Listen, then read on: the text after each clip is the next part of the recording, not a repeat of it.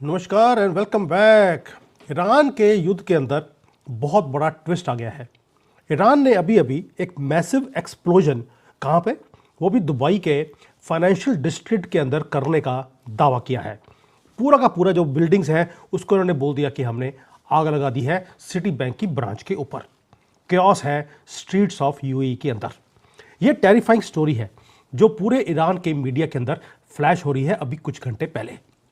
उन्होंने क्लेम किया, ईरान ने, कि हमने सक्सेसफुली ड्रोन का स्ट्राइक किया है दुबई के अंदर और डायरेक्टली हिट किया है सिटी बैंक को। नाउ एक और चीज़ है, जब पूछा गया कि भाई आपने किया क्यों है, तो उनका आंसर था कि यूएसए ने और इजराइल ने, दोनों ने जो मेजर बैंक है ईरान का, सीपा बैंक, जो तेहरान के अंदर था, उसको बॉम्ब किया था। इसके रिटेलिएशन में हमने ये काम किया है। चलिए, पहली बात यह है कि वो बॉम्बिंग किया था 2 दिन पहले और ईरान ने ऑलरेडी वार्न कर दिया था अमेरिका को और इजराइल को कि तुम्हारे जितने भी फाइनेंशियल इंस्टीट्यूशंस हैं यूएई के अंदर, वो कहीं भी हों, हम उन्हें हिट करेंगे। इसलिए वही चीज़ किया जो ईरान ने बोला था। पहली बात तो ये है। दूसरा, सिटी बैंक ने, स्टैंडर्ड चार्टर्ड है, एचएसबीसी है, ये जितने इंटरनेशनल बैंक्स हैं, उन्होंने ऑलरेडी अपनी ब्रांचेस को बंद करना शुरू कर दिया था। इसलिए कोई भी बिल्डिंग के अंदर ना तो कस्टमर थे ना ही एम्प्लॉयज़ थे। सारी बिल्डिंग्स ऑलरेडी बंद हो चुकी हैं। उनको मालूम था कि ईरान ब्लफ नहीं कर रहा ना। ये तो हो गया कि ऐसा साउंड करता है जैसे कि ये स्टार्ट है एक नया all out regional banking war जो हमारी आंखों के सामने हो रहा है। अब थोड़ा सा डीप डाउन करते हैं कि हो क्या रहा है, क्योंकि ये जो सिटी बैंक की स्टोरी है ये बहुत एक्सप्लोजिव है और इम्पॉर्टेंट भी है, क्योंकि कुछ इसमें सच है, कुछ फसाना भी है। अब सिटी बैंक ने क्या बोला? सिटी बैंक बोलता है कि भी हमारे तो किसी ब्रांच के ऊपर कोई अटैक हुआ ही नहीं है, हमारी सारी ब्रांचेस सेफ हैं, हमारे कस्टमर सेफ हैं, हम अपने कस्टमर्स की सेफ्टी को आगे रखते हैं। उनकी कोई भी मिडल ईस्ट की ब्रांच के ऊपर कोई अटैक नहीं हुआ, स्क्रैच भी आया नहीं है, ये सिटी बैंक बोल रहा है।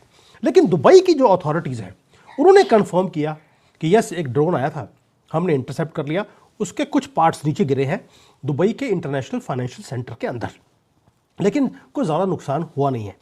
यानी कि सिटी बैंक की स्टोरी और दुबई के जो ये गवर्नमेंट है, उन दोनों की स्टोरी में फ़र्क है, पहली बात ये। लेकिन आपको एक चीज़ समझनी पड़ेगी कि दुबई और सिटी बैंक अपने फाइनेंशियल सेक्टर को अगर हिट हो भी गया, उसको बचाने की इतनी कोशिश क्यों कर रहे हैं? उसका रीज़न है दोस्तों, दुबई 2 ही चीज़ों के कारण वो दुबई है। एक, दुनिया के जितने भी ये नाजायज़ ये पॉलिटिशियंस हैं, लोगों का 2 नंबर का पैसा है, टेररिज्म का पैसा है, वो सारा दुबई में पार्क होता है। आपको मालूम है हवाला का सबसे बड़ा सेंटर है वो। और अगर फाइनेंशियल सेक्टर के ऊपर ही न्यूज़ चली गई कि ये हिट हो गया है, तो पैसे आने बंद हो जाएंगे और जिनके पैसे हैं वो निकालने शुरू कर देंगे। पहली बात ये। दूसरा, दुबई चलता है टूरिज़्म के कारण। टूरिज़्म बंद है, जितने लोग थे वहाँ पर फॉरेनर्स, वो एक एक करके भाग रहे हैं वहाँ से। यानी कि यूएई के पास अब बचने का कोई और तरीका नहीं है, वो अपनी फेस सेविंग का काम कर रहे हैं ना। एक तरफ तो दिखता है आपको कि दुबई डेस्परेट है, उन्होंने ये हरकत कर दी अपने आप को बचाने के लिए, कंफर्म किया कि कुछ हुआ है लेकिन कुछ ज़्यादा नुकसान नहीं हुआ। दूसरी तरफ से अब स्टोरी में ट्विस्ट क्या है? ट्विस्ट ये है, तेहरान भी डेस्परेट है, वो दिखाना चाहते हैं एक इंटरनेशनल विक्ट्री अपने लोगों को। इसलिए उन्होंने जो फुटेज दिखाई अपने टीवी के ऊपर, जो उनके नेशनल टीवी है, उसके ऊपर उन्होंने क्लेम किया कि जी पूरी बिल्डिंग्स जल रही हैं, अमेरिका का जो फाइनेंशियल सेंटर है उसमें आग लग गई है, जबकि ऐसा कुछ भी हुआ नहीं है, जो वो एग्जैजरेट करके वो दिखा रहे हैं। लेकिन रीज़न क्या है? रीज़न है कि ईरान की जो गवर्नमेंट है वो भी डेस्परेट हो चुकी है, क्योंकि जो रियल वॉर है वो अब अमेरिका, इजराइल, यूएई, इनके और ईरान के बीच में नहीं रहा। रियल वॉर आ गया है, वो है कंप्लीटली इनसाइड ईरान। वो क्यों बोल रहा हूँ? इसलिए डेस्परेशन में ये चीज़ें दिखा रही हैं अपने लोगों को कि आपकी जो गवर्नमेंट है अभी भी स्ट्रांग है, इसलिए हमारे से पंगा लेना बंद कर दीजिए। अब हो क्या रहा है? 2 चीज़ें हैं जो ईरान के अंदर हो रही हैं, which nobody saw coming. और ईरान के गवर्नमेंट ने तो कभी सोचा नहीं था कि हमारे साथ कभी भी ऐसा होगा। आप सोच के देखिए कि आप एक जो इनकी इस्लामिक रेवोल्यूशनरी जो गार्ड्स हैं, आप उसके मेंबर हो, आप आराम से अपने बंकर में आप बैठे, क्योंकि वो बाहर निकलते नहीं है, ये हमेशा ही अपने क्लासिफाइड सीक्रेट बंकर्स के अंदर बैठे होते हैं। और इनको लगता था कि मैं बिल्कुल अनटचेबल हूँ, अनट्रेसेबल हूँ, मुझे कोई पकड़ नहीं सकता। और उसी वक्त एक बिल्कुल प्रिसीशन का एक स्ट्राइक आता है इजराइल की तरफ से, और वो पूरे के पूरे कंपाउंड को ख़त्म कर दिया जाता है। अब क्वेश्चन ये था कि यार इजराइल को पता कैसे लगा, और एक रात में हंड्रेड्स ऑफ लोकेशंस को डिस्ट्रॉय किया गया है। मैं थोड़ी मेडिसिन डाल रहा हूँ ताकि मेरे बोलने में दिक्कत ना आए। तो इजराइल को पता लगा ये सारा कुछ बाय ईरानियन पीपल, यानी कि ईरान के लोग अब वो आइज़ एंड ईयर्स बन चुके हैं। किसके लिए? इजराइल के लिए। यानी कि एक शैडो इंटेलिजेंस का नेटवर्क ऑपरेट हो रहा है इनसाइड ईरान। और ये कोई CIA या मोसाद नहीं है, वो हर रोज़ के जो लोग हैं, ऑर्डिनरी ईरान के सिटीजन्स, वो बन गए हैं इन्फॉर्मेंट इजराइल के लिए। एंड उन्होंने बोलना शुरू कर दिया ईरान के लोगों ने, ये खमेनी का जो पूरा रूल है ये जानवरों वाला, अब हम इसमें रहना नहीं चाहते। यानी कि भारत के 30 करोड़ जिहादी वो खमेनी के रूल में रहना चाहते हैं, लेकिन ईरान के लोग खमेनी के रूल के अंदर वो रहना नहीं चाहते। मेरा तो मानना है कि इन 30 करोड़ जिहादियों को उठाकर ईरान भेज दीजिए, क्योंकि वैसे भी ईरान की पॉपुलेशन बड़ी कम हो गई है, ज़मीन बहुत ज़्यादा है, इनको भेज दो वहाँ पर, वन वे टिकट। तो अब ईरान के लोगों ने क्या किया, वो इंफॉर्मेशन इजराइल को भेज कैसे रहे हैं। पहली बात है कि वहाँ पर एक पर्शिया के सोशल मीडिया अकाउंट्स हैं पुराने वाले, ये उनको यूज़ कर रहे हैं। वहाँ पर एनोनिमसली वो सेंड कर रहे हैं एग्जैक्ट GPS के कोऑर्डिनेट्स कि कहाँ कहाँ पे इनकी जो रेवोल्यूशनरी गार्ड छुप के बैठी है, या इनके जो मिलिशिया हैं उनके चेक पोस्ट्स कहाँ पर हैं। इजराइल क्या करता है, वो मैपिंग करते हैं वो सारे पेट्रोलिंग रूट्स को, उसके बाद कौन से सेफ हाउसेज हैं जहाँ पर ये जाकर रात को सोते हैं, उसके बाद आइडेंटिफाई करने के बाद, वेरिफिकेशन के बाद, पिन पॉइंट इन सबको लूला के पास भेज दिया जाता है जहाँ पर लंगड़ा इनकी वेट कर रहा है। अब ये तो हो गया कि एक एक रात में, एवरी नाइट, जो इनकी रेवोल्यूशनरी गार्ड है उनको नींद नहीं आ रही, उनको मालूम है कि कोई ना कोई ड्रोन आके इनको टपका देगा और ऊपर भेजेगा। And this formula of Israel with Iran people is working flawlessly. So इसलिए पूरे के पूरे जो इजराइल के जो ड्रोन्स हैं वो क्या कर रहे हैं, अभी सिर्फ 2 दिन पुरानी बात है ये, मल्टीपल चेक पोस्ट जो थी तेहरान के अंदर उनको उड़ा दिया गया। ईरान वाले जो गवर्नमेंट है वो इस पे लिए हैरान है कि इजराइल की जो इंटेलिजेंस है वो इतनी ज़्यादा प्रिसीशन से काम कर कैसे रही है, क्योंकि सैटेलाइट से आपको चीज़ें पता नहीं लग सकती, क्योंकि फुट जो ग्राउंड पे ऊपर जो ईरान के लोग बन गए हैं इन्फॉर्मेंट, उसके कारण गेम चेंज हो रहा है। अब ये तो हो गया जो काम हो रहा है वहाँ पर इजराइल की तरफ से। नाउ एक तो जिसके कारण अब डेस्परेशन है ईरान की गवर्नमेंट के अंदर कि अब करें तो करें क्या। अब टिप्स आते हैं ईरान से और काम होता है इजराइल से। एक हो गया दिए। दूसरा, एक और टेरिफाइंग रियलिटी है जो ईरान की गवर्नमेंट के सामने आई है। उन्होंने देखना शुरू कर दिया कि इनकी जो लॉयलिस्ट रॉयलिस्ट और लॉयलिस्ट लोग हैं वो भी एक दूसरे के जान के दुश्मन बन गए हैं। कैसे? आपको मालूम है कि वहाँ पे एक इस्लामिक रेवोल्यूशनरी गार्ड है, दूसरा उनकी आर्मी है, दोनों के अंदर भी अब 2 फाड़ हो गए हैं। जैसे कि कंट्री के अंदर पहले था 2 लोग थे, एक था खमेनी और उसका लड़का मौज तबला। खमेनी चला गया, मौज तबला जाने वाला है। 2 फैक्शंस ऑलरेडी कर दिए गए थे। वैसे ही कुछ लोग हैं जो खमेनी से बड़ा प्यार करते हैं, वही कोई ना कोई भारत से गए होंगे कश्मीरी, वहाँ पे आके खमेनी का कोई खसम मर गया उनका, तो वहाँ पे रो रहे हैं, तो वो वहाँ पर अभी भी उसको प्यार करते हैं। और बाकी के लोग हैं जो देखना चाहते हैं कि यहाँ पर इंसानों की गवर्नमेंट आए। मुझे लगता है कोई ना कोई मोदी या शाह जाकर ही वहाँ पर गवर्नमेंट बनाने वाले हैं। I wish this happens. अब नाइटमेयर क्या है? नाइटमेयर है ईरान के लिए कि उनकी जो आर्मी है उसके अंदर भी 2 फाड़ हो गए हैं, 2 हिस्से हो गए हैं। वो कैसे? ये है टोटल कोलैप्स का एक नज़ारा जो स्टेट गवर्नमेंट ने कभी सोचा नहीं था, ईरान की गवर्नमेंट ने, कि अब ऐसा कभी होगा भी। जो मेडिकल सप्लाईज हैं ईरान के अंदर वो कम होती जा रही हैं, और जो ईरान की जो रेगुलर आर्मी है उसके पास अपने वुंडेड सोल्जर्स को मरम्मत करने के भी उनके पास बैंडेजेस नहीं है, क्योंकि जो रेवोल्यूशनरी गार्ड है उनको लगता है कि हम एलीट ग्रुप है, हमें जिंदा रहने का हक है, आर्मी वाले तो मरते रहेंगे, कोई दिक्कत नहीं है। यानी कि पूरे के पूरे रिसोर्सेज को छीन कर वो अपने पास रख रहे हैं। और जो सप्लाई चेन्स हैं, सप्लाई चेन्स ऑलरेडी ब्रेकअप हो चुकी हैं, कोई भी नया सप्लाई चाइना से कहीं और से ईरान के पास आ नहीं रहा। इसलिए जो बेसिक अमेनिटीज़ हैं मेडिकल की, वो भी आर्मी को नहीं दी जा रही।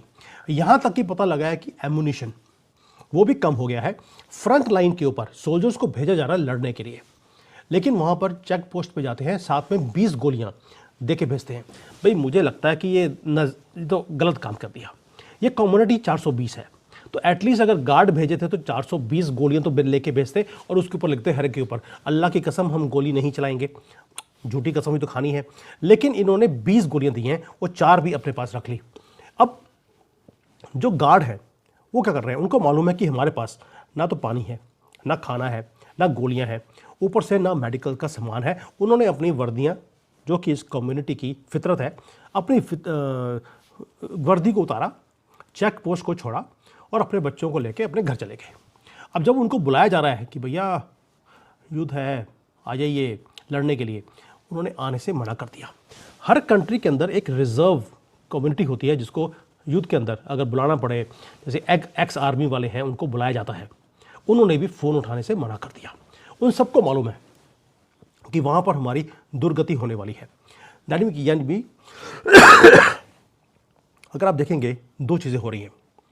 जो ईरान के लोग हैं वो ऑलरेडी कंट्री के अगेंस्ट हैं, वो चाहते हैं कि रिजीम चेंज हो, उन्होंने सपोर्ट करना बंद कर दिया ईरान को, वो सपोर्ट कर रहे हैं इजराइल को, जिसके अगेंस्ट इन्होंने पूरी कम्युनिटी को खड़ा किया था 50 साल के लिए, वो 5 दिन में वो ख़त्म हो गई। दूसरी तरफ से जो रेगुलर आर्मी है वो अपनी इतनी कैजुअलिटीज़ को देखने के बाद उनका दिमाग ख़राब हो गया है, वो घर वापस जा रहे हैं। बिकॉज उनको लगता है कि यार IRGC जो इस्लामिक रिपब्लिक गार्ड है, ये इनको पूरा हक क्यों जीने का, हमें भी हक होना चाहिए।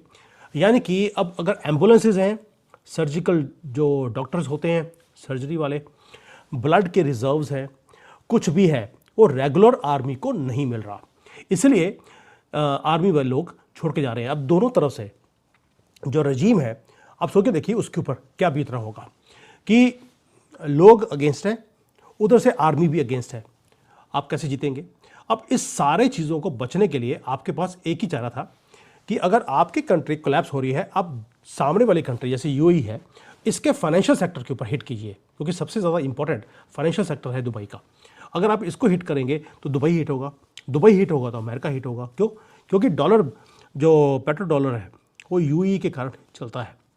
अगर फाइनेंशियल सेक्टर बंद हो गया तो ये सारा पैसा पेट्रो डॉलर का यहाँ से निकल कर जो अमेरिका के स्टॉक मार्केट में लगता था वो लगना बंद हो जाएगा और ये अमेरिका को हिट करेगा।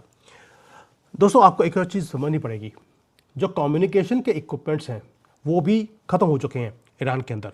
यानी कि टोटल लॉजिस्टिक्स ग्रिड ख़त्म है, आर्मी ख़त्म है, उनके पास लड़ने की अब कोई भी चीज़ उनके पास नहीं बची है। आर्मी के लोग घर जा रहे हैं, लोग अगेंस्ट हैं। ये है एक perfect recipe of a total collapse. इसलिए सर्वाइवल के लिए या अपने लोगों को दिखाने के लिए कि देखिए हम कितने स्ट्रांग हैं, या लिब्रांडों का जो मीडिया है वो अभी भी यही लगा हुआ है कि ईरान जीत रहा है, डोनाल्ड ट्रंप की हार हो रही है, ये लिब्रांडो बोल रहे हैं।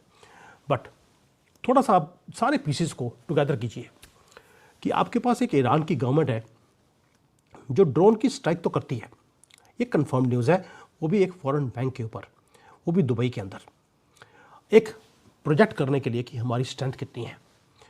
दूसरी तरफ से एक सिविलियन पॉपुलेशन है जो एक्टिवली आपके कोऑर्डिनेट्स दे रही है दुश्मन कंट्री को कि आप आइए हमारे लोगों को मारिए और हमें फ्री कीजिए।